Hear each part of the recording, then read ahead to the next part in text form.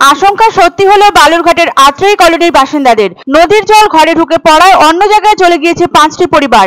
Sluice gate বন্ধ করে পরিস্থিতি সামাল দেওয়া হচ্ছে সেচ দপ্তরের তরফে। পুরসভার তরফে ত্রাণ শিবির করে আশ্রয় দেওয়া হয়েছে ক্ষতিগ্রস্তদের। সর্বতভাবে তাদের পাশে থাকার আশ্বাস দিয়েছেন পুরসভার চেয়ারম্যান। উল্লেখ্য, গত সপ্তাহে ভারী বৃষ্টিপাত হয়েছে বালুরঘাটে।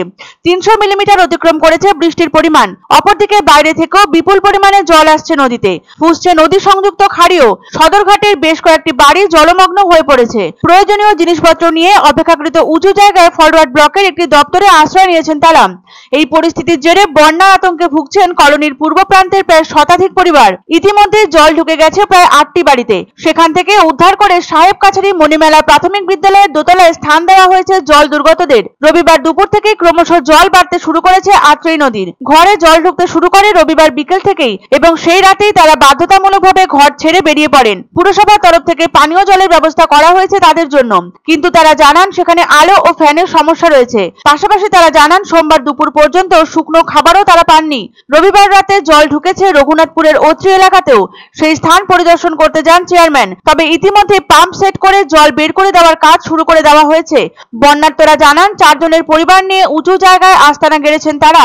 ঘর সম্পূর্ণ জলমগ্ন। প্রভূত ক্ষয়ক্ষতি হয়েছে ঘরের। মণিমালা শিবিরে থাকা স্বপন বাসফরের দাবি, রবিবার রাতে তারা এখানে আশ্রয় নিয়েছেন। ক্রমশ জল বাড়ছে এলাকায়। এখনো তাদের কোনো শুকনো খাবার দেওয়া হয়নি। এ প্রসঙ্গে বালুরঘাট সেচ দপ্তরের আধিকারিক অঙ্কুর মিশ্র বলেন, বিপদ সীমার কাছাকাছি চলে এসেছে নদীর জল। যেখানে বিপদ সীমা 22.5 মিটার নির্ধারিত, সেখানে নদীর জল 22.1 মিটার।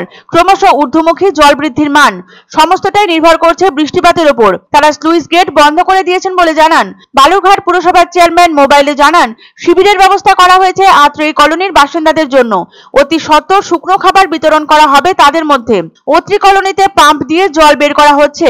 পরিস্থিতি নিয়ন্ত্রণাধীন রয়েছে বলে জানান তিনি। এদিকে বিস্তীর্ণ কৃষিজমির অনেকাংশে জল ঢুকে পড়েছে। ফলে আতঙ্কিত ও চিন্তাগ্রস্ত কৃষকরা। নদীর জল আরো বাড়লে জলের তলায় চলে যাবে বিস্তীর্ণ কৃষিজমি। ফলে প্রভূত ক্ষতি সাধিত হবে সবজি জমির। এদিকে বাঁধের অবস্থাও কার্যত বেহাল বালুরঘাট শহর ও শহর সংলগ্ন অনেক জায়গার। এ ব্যাপারে বিশেষ নজরদারি চালানো হচ্ছে সেচ দপ্তর, পুরসভা ও ব্লক প্রশাসনের তরফে। আশঙ্কায় ছিল এবার প্লাবনে প্রভূত ক্ষতি সাধিত হবে। আশঙ্কা এবার সত্যি হলো বালুরঘাটের আত্রেই কলোনির বাসিন্দাদের। নদীর জল ঘরে ঢুকে পড়ায় অপেক্ষাকৃত উঁচু জায়গায় আশ্রয় নিয়েছে 5টি পরিবার। বর্তমানে বিপদ সীমা ছুঁই নদীর জল। তবে এলাকাবাসীদের সমস্ত রকম সাহায্যের আশ্বাস দিয়েছেন পুরসভার চেয়ারম্যান। কি করবো, জলের মধ্যে আছি, জলের মধ্যে ডুবাডুবি করছি বাচ্চা টাচ্চা নিয়ে, ছোট ছোট বাচ্চা নিয়ে। কি করবো, খাওয়া দাওয়ার কষ্ট। জলের কলের জল খাওয়া যাচ্ছে না। ওই বাঁধ দিল, বাঁধ দিলই না।